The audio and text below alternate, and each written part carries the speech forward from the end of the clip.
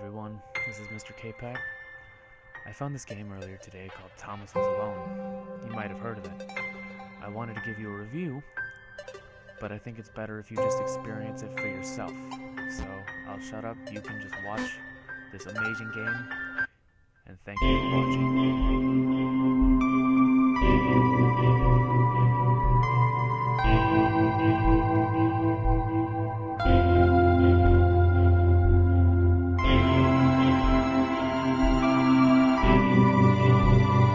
Thomas was alone. Wow, a weird first thought to have.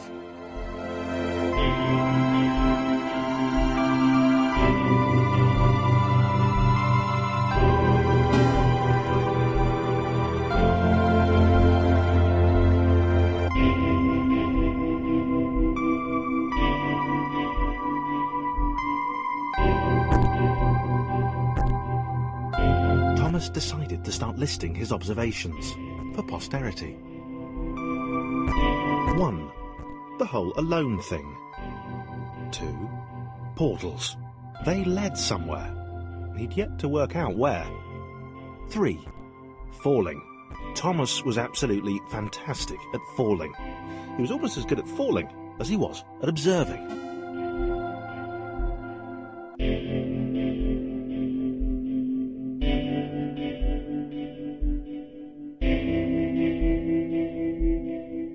Okay, interesting. Thomas couldn't fall past this block. Think, damn it, think! What if there was some kind of inverted fall? Some way to... what's the word? Jump. It worked! Thomas had solved the great inverted fall mystery. A big jump. But Thomas noted there was no real danger in missing it. The world didn't want him to fail here. It was pushing him, but gently.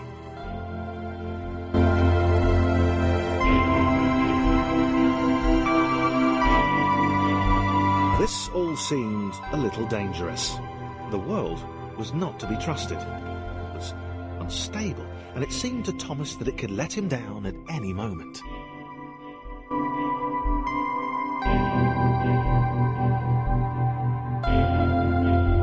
This all seemed a little dangerous. The world was not to be trusted. It was unstable, and it seemed to Thomas that it could let him down at any moment.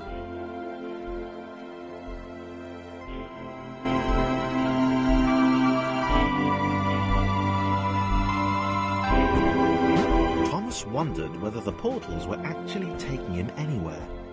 He felt like he was making progress, but there wasn't really any way to know. He seemed to be moving predominantly up and to the right, which might, or might not, be important.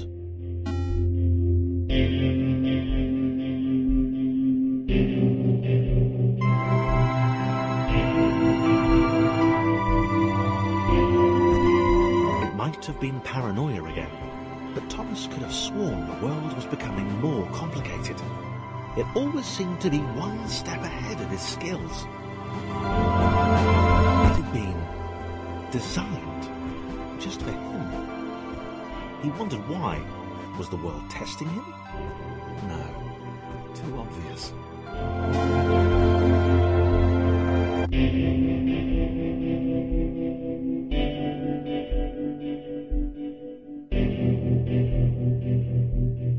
Something about the boiling, toxic, glowing water intimidated Thomas. He didn't like it. He certainly didn't want to swim in it. He made another mental note. 4. Water. Not good. To be avoided.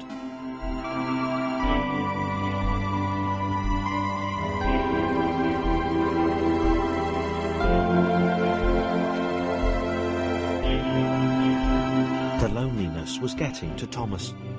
No amount of observation or obsessive note-taking could combat that.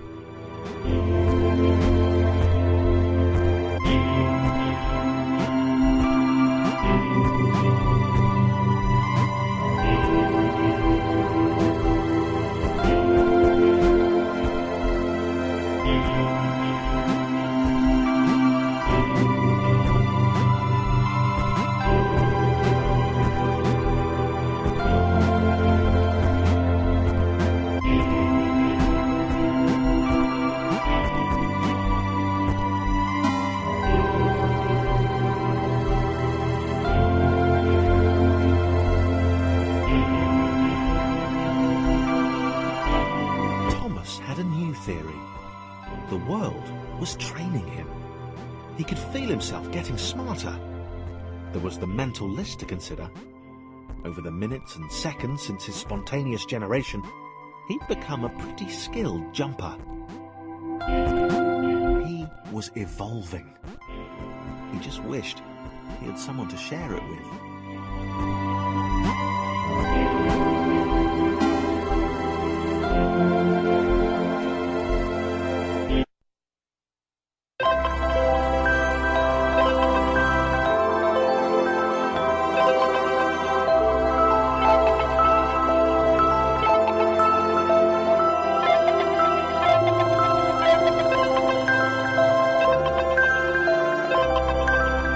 Chris took an immediate and deep dislike to the skinny red rectangle. Who the hell did this Thomas think he was?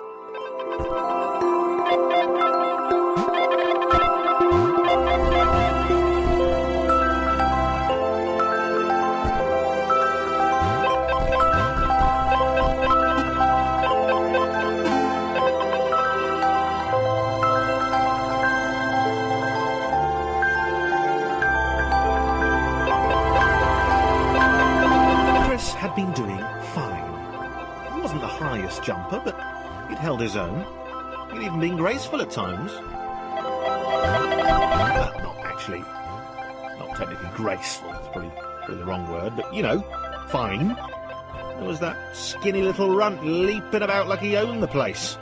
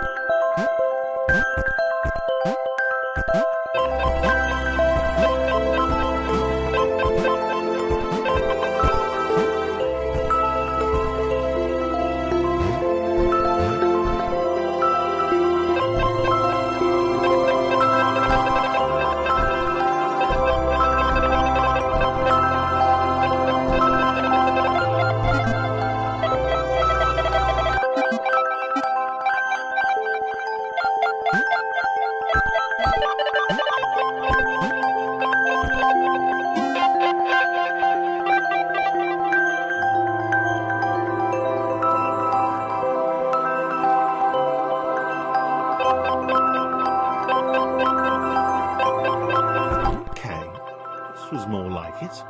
A glowy white thing. Only Chris could get to it, which of course made it all the more enticing. What would it do? What new opportunity might this switch open up to him?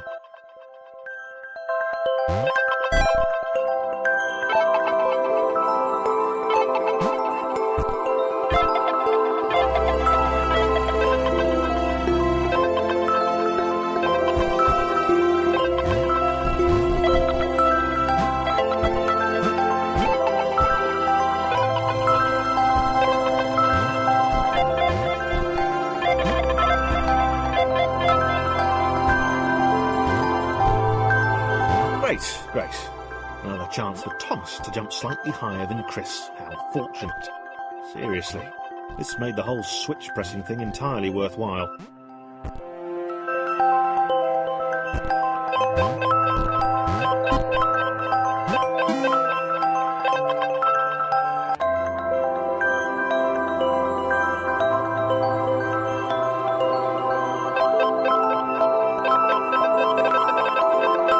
Was this good? Because on the surface, it did not seem good. Chris was pretty scared. Little Red seemed fine, happy to be on his merry little adventure. Chris couldn't shake the feeling that things had taken a significant turn for the worse since Thomas had joined him. Sure, he'd been able to piggyback his way to ever so slightly higher platforms, but where had that got him? Well, to ever so slightly higher platforms, which was sort of his point.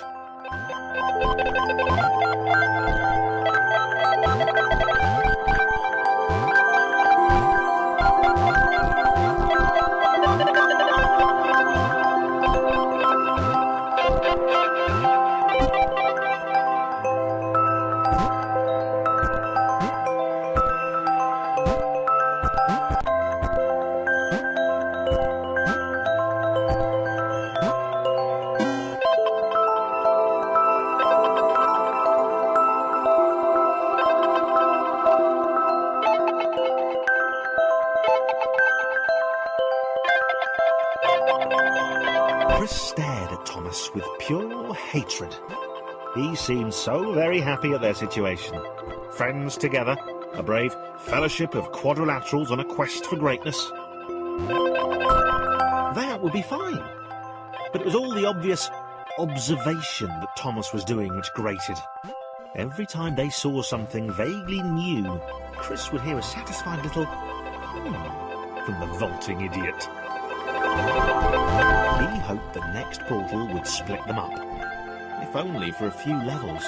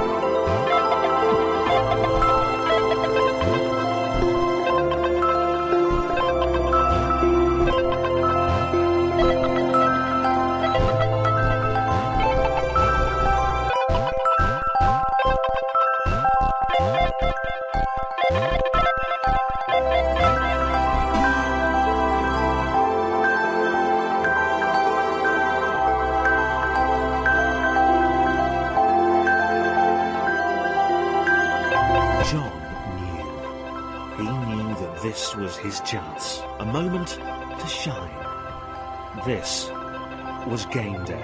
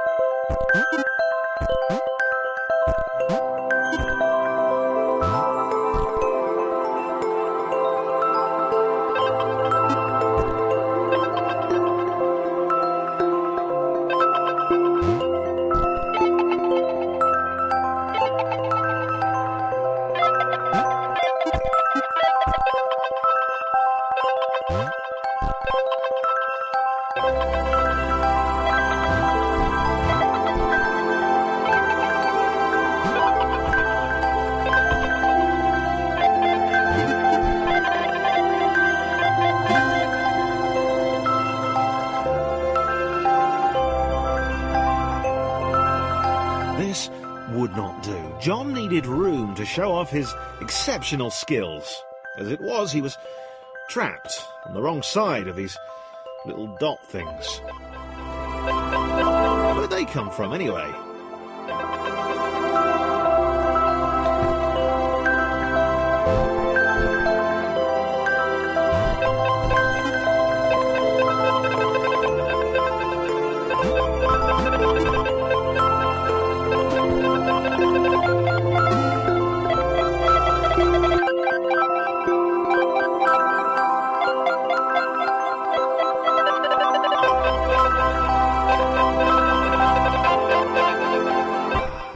John inhaled the air of the open space, and it smelled of awesome.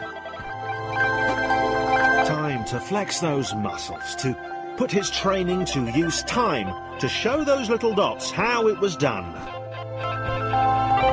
John decided to press the switch to let the little dots catch up with him. John cared for his new allies. You could tell from the sympathetic expression he'd practiced in the mirror all these years.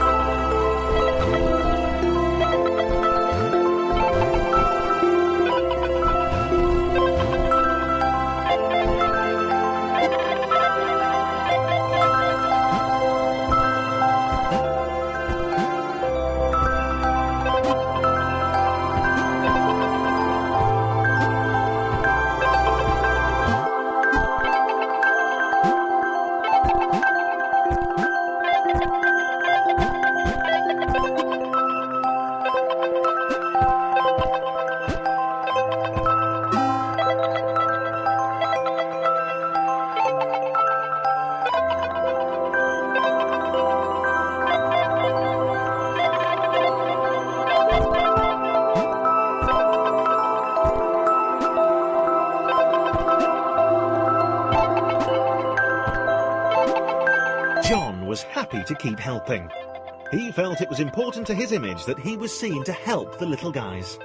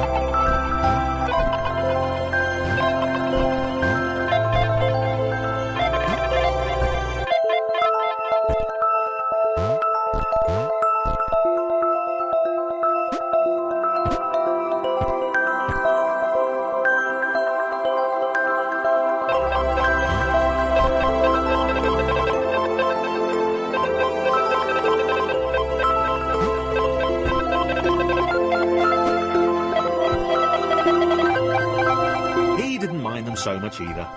The red one, Thomas, had a charming way of applauding every time John jumps.